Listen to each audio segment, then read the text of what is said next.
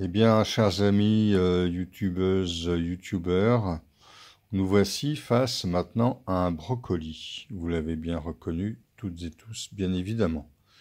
Le brocoli, c'est une variété de chou en réalité, hein.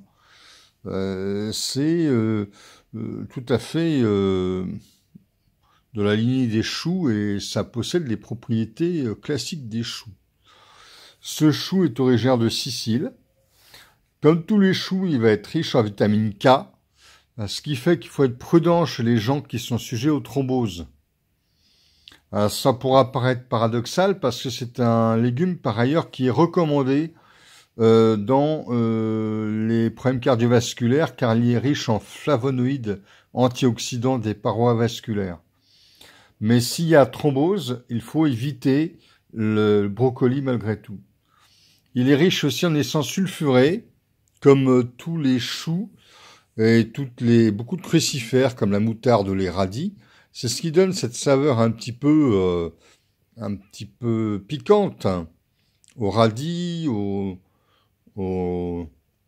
à la moutarde par exemple, mais aussi à certaines variétés de choux. Hein. Le chou rouge notamment est assez riche en essence sulfurée, mais les brocolis en contiennent également.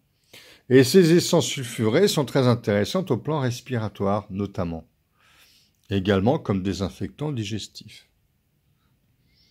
C'est également un antioxydant assez modéré, qui est par ailleurs très peu calorique, donc intéressant dans un régime amincissant. Antioxydant modéré, bien que riche en vitamine C, ce qui rend utile le brocoli en prévention des problèmes cardiovasculaires et des cancers. Il contient un flavonoïde protecteur vasculaire, par ailleurs, qui s'appelle le kémphérol, hein, qui va agir en synergie avec la vitamine C.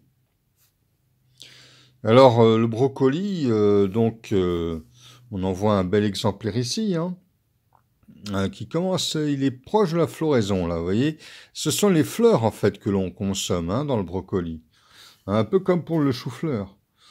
Sauf que le chou-fleur est plutôt blanc, et puis les fleurs du chou-fleur sont vraiment extrêmement embryonnaires, alors que dans le brocoli, les fleurs commencent à être distinctibles, on peut les distinguer quand même. Hein. Précisons aussi que le brocoli est riche en lutéine, d'une part, et en zeaxanthine, qui sont deux protecteurs oculaires de la rétine.